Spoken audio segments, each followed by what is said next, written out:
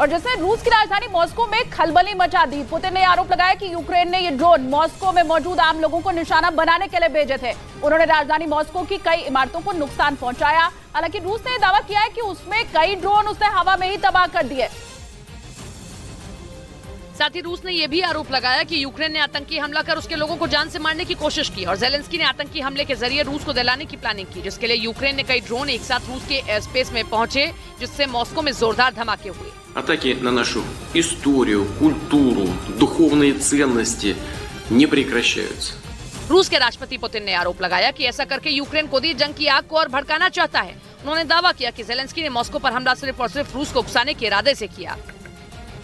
और सिर्फ पुतिन की नहीं बल्कि रूस के विदेश मंत्री ने तो इस हमले को सीधे सीधे नरसंहार तक बता दिया। उन्होंने आरोप लगाया कि ज़ेलेंस्की ने पश्चिमी देशों के कहने पर रूस में आतंक फैलाने की कोशिश शुरू कर दी है। मॉस्को में हुआ ड्रोन हमला उनकी उसी प्लानिंग का हिस्सा था, जिसे उन्होंने पश्चिमी देशों की सलाह पर अंजाम दिया। रूस के विदेश मंत्री सर्गेई लावरोव ने आरोप लगाया कि ज़ेलेंस्की शांति समझौते की आड़ में पूरे रूस को जलाने की तैयारी में है, जिसमें उनकी मदद पर्दे के पीछे से पश्चिमी देश भी कर रहे हैं। Простой, поскольку Запад настаивает, что нет другой основы для урегулирования украинской ситуации, кроме как रूस के विदेश मंत्री सर्गेई लावरोव अफ्रीकी देश रिपब्लिक ऑफ बुरुंडी के दौरे पर पहुंचे थे, जहां उन्होंने मॉस्को में हुए ड्रोन हमले को लेकर ज़ेलेंस्की पर निशाना साधा।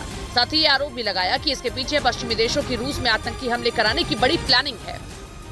लेकिन दूसरी तरफ अमेरिका ने मॉस्को में हुए ड्रोन हमले की निंदा करते हुए यह दावा कर दिया है कि अमेरिका किसी भी तरह के आतंकवादी हमलों का समर्थन नहीं करता। और इसके लिए बाकायदा अमेरिकी सरकार की तरफ से एक बयान भी जारी किया गया, जिसमें यह कहा गया कि अमेरिका रूस की राजधानी मॉस्को में हुए हमलों का समर्थन नहीं करता। हालांकि इस हमले का यूक्रेन से संबंध था या नहीं, इस पर अमेरिका की तरफ से कुछ नहीं कहा गया। लेकिन न्यूज एजेंसी रॉयटर्स को दिए गए एक बयान के मुताबिक अमेरिकी सरकार मॉस्को में हुए हमले पर पैनी नजर बनाए हुए है। अमेरिका ने भी यह दावा किया कि वो यूक्रेन को लगातार मदद देना जारी रखेंगे। हालांकि उसने ये साफ कर दिया कि वो किसी भी तरह से रूस की राजधानी मॉस्को पर हुए हमले का समर्थन नहीं करता।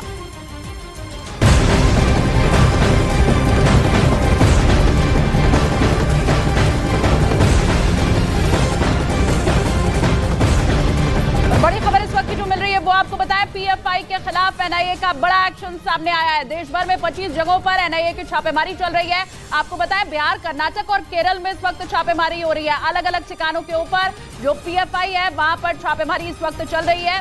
फुलवारी शरीफ में केस दर्ज है और देश के अलग अलग इलाकों में इस वक्त छापेमारी चल रही है। मेरे सहयोगी अमित इस वक्त जुड़ गए।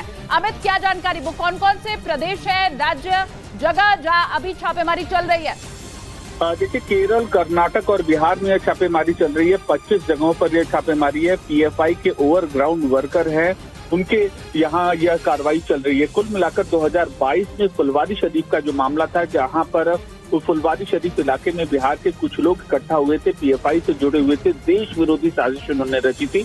उस सिलसिले में आज की यह छापेमारी है और पूरा देश व्यापी नेटवर्क इनका फैला हुआ था। और आज की कार्रवाई ओवरग्राउंड वर्कर्स के खिलाफ है, जो लोग चोरी छुपे पीएफआई के सदस्यों की मदद करते थे। इस छापेमारी के बाद ये उम्मीद की जा रही कि एनआईए के पास बहुत अहम सबूत इन राष्ट्र विरोधी तत्वों के खिलाफ हाथ लगेंगे जी। और फिर उसके बाद ये जो पूरा नेक्सस है पीएफआई का, उसे खत्म करने में और ज्यादा मदद मिल पाएगी। बहुत शुक्रिया अमित। पश्चिमी मीडिया ने दावा किया कि मॉस्को पर हुए ड्रोन अटैक के बाद वैगनर ग्रुप के चीफ येवगेनी प्रिगोजिन रूस के रक्षा मंत्रालय पर जमकर बरसे। कुछ रोज पहले ही प्रिगोजिन ने बखमुत में मारे गए अपने लड़ाकों का ठीकरा रूसी रक्षा मंत्री सिर्गेई शोइगु पर फोड़ा था और उन पर जमकर अपनी भड़ास निकाली थी। येवगेनी प्रिगोजिन ने आरोप लगाया था कि सिर्गेई शोइगु के इशारे पर ही बखमुत में वैगनर ग्रुप के लड़ाकों को हथियारों की सप्लाई नहीं की गई थी। इसकी वजह से बड़ी संख्या में उनके लड़ाके मारे गए थे। और अब पश्चिमी मीडिया का दावा है कि मॉस्को पर हुए सबसे बड़े ड्रोन अटैक के बाद एक बार फिर येवगेनी प्रिगोजिन रूस के रक्षा मंत्रालय पर भड़क गए। उन्होंने आरोप लगाया कि मॉस्को पर हमले को रोकने के लिए रक्षा मंत्री सिर्गेई शोइगु कुछ भी नहीं कर रहे हैं और उनकी नाकामियों की वजह से लगातार यूक्रेन की सेना मॉस्को पर हमले कर रही है।